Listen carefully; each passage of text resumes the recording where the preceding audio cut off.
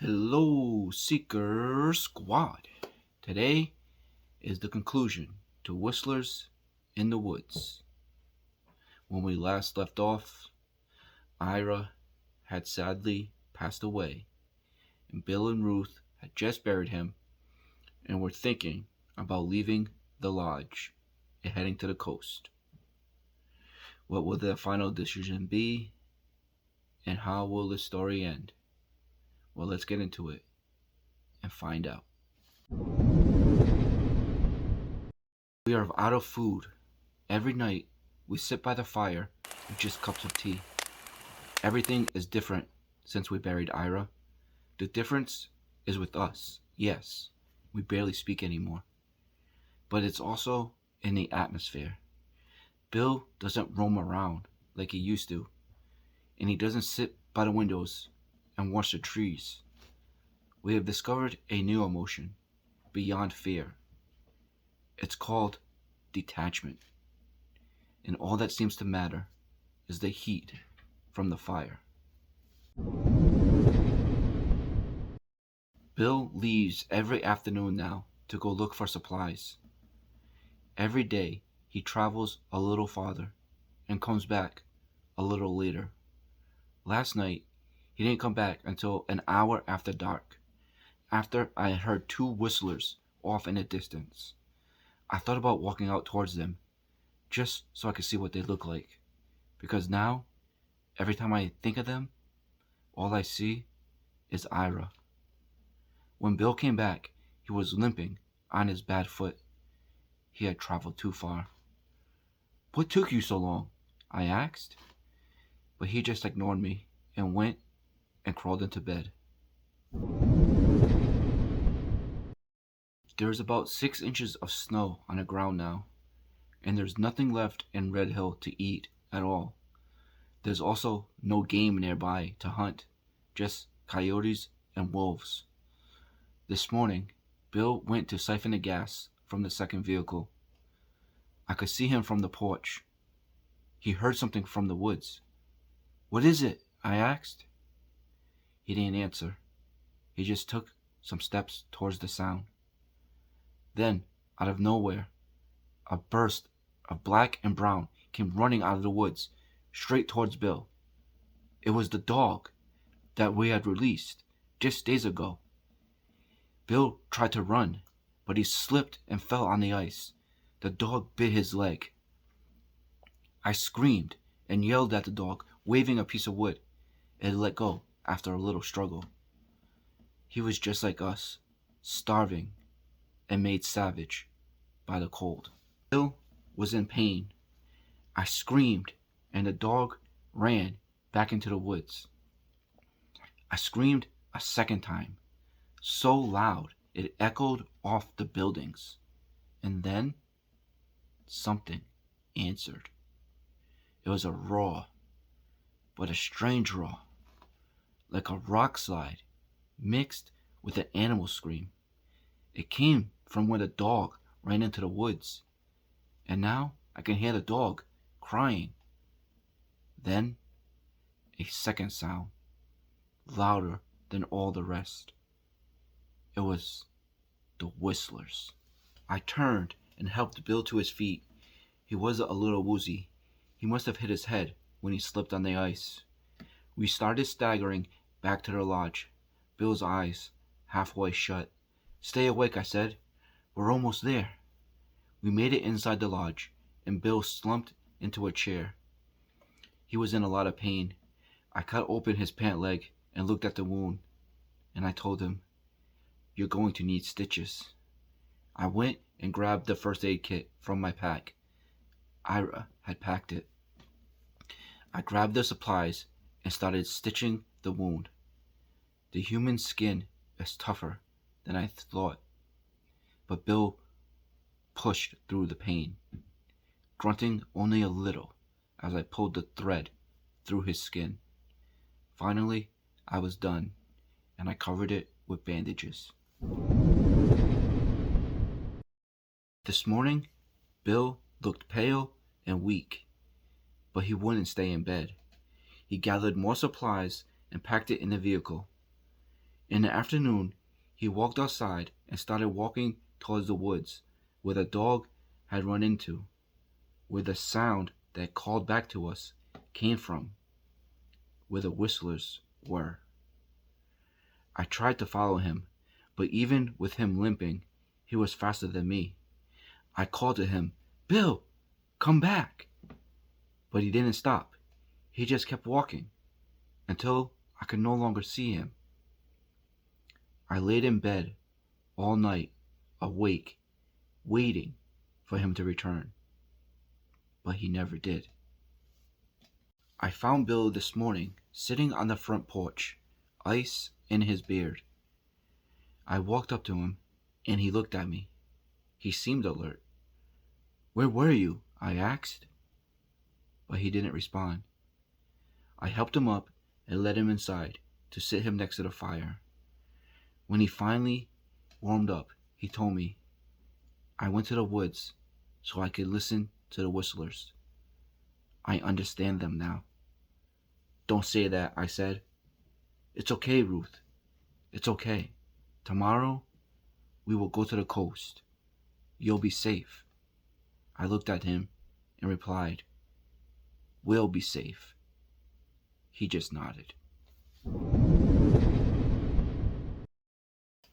It was sad at first, watching Red Hill disappear behind us as we drove away. But it also felt strange, in a weird way, like this was the beginning of our journey again. We had only been driving for about 40 minutes when we reached our destination.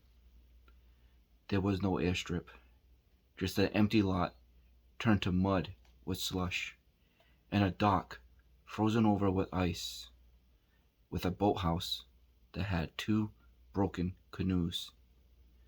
As we sat there, staring straight ahead, tears started to form in Bill's eyes. We both knew it. We were out of options. After a few moments, Bill finally spoke. "You know, back in the olden days, people would just walk out into the sea to end everything. There's kind of something poetic about it, I guess." Bill reached over and grabbed my hand and looked me in the eyes and said, "I'm not going back to Red Hill, Ruth. I can't. Not now. I can't look at Ira's grave again.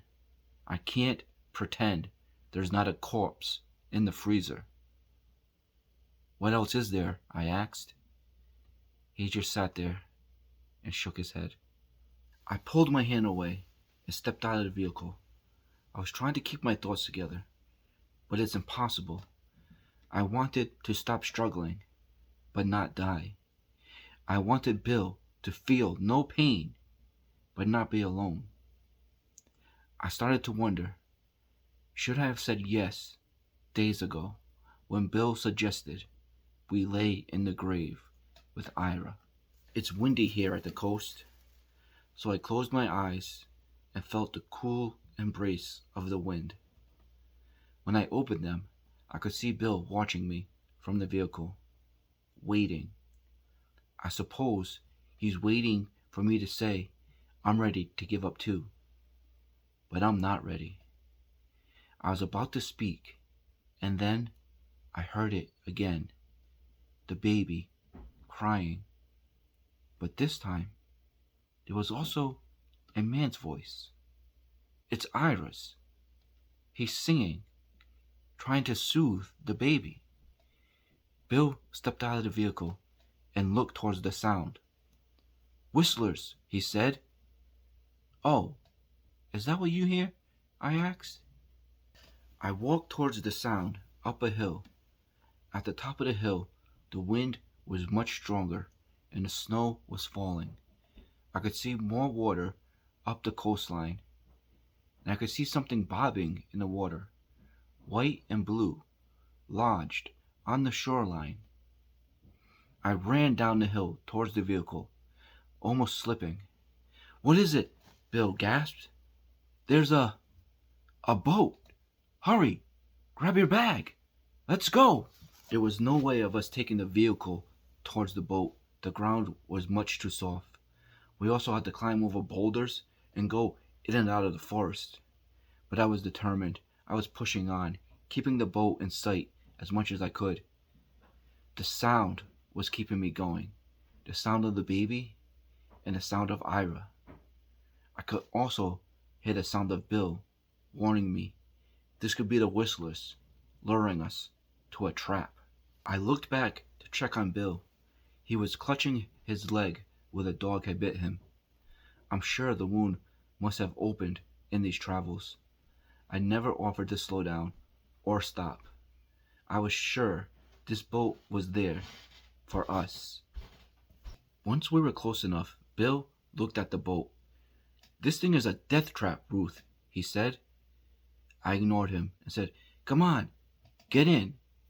The tide will take us out, and the Coast Guard will find us." "The Coast Guard will not find us, Ruth," he said. "This place will be frozen over in a month. Do you know what you're talking about? My dad owned a boat like this before. We didn't go out much, but..." As I spoke, Bill turned towards the woods suddenly. He heard something. "Did you hear that?" he asked. I did hear it. Twigs breaking, ruffling amongst the leaves, and then whistles.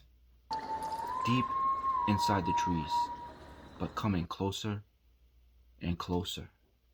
Bill started backing up towards the boat, keeping himself between me and the whistles.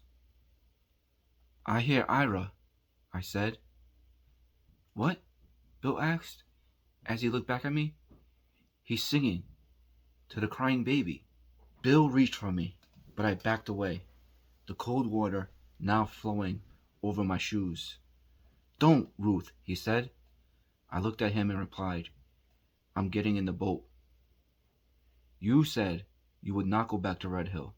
Well, this is the only other option. This or the whistlers."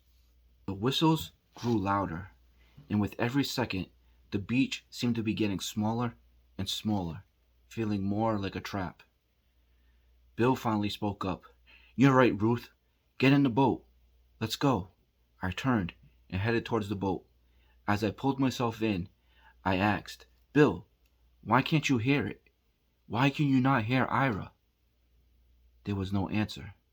I looked back, expecting to see Bill right behind me, but he was still on the beach, facing away from me, facing the woods. "Bill!" I called. No answer.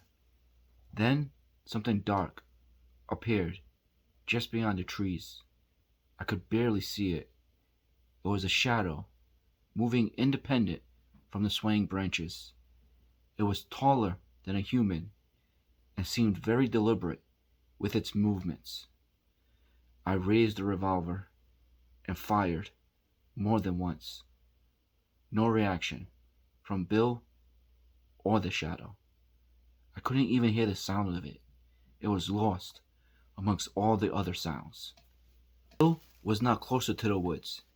He must see it now, I thought, but he was not moving, as though he was paralyzed, as still as the trunks of the trees.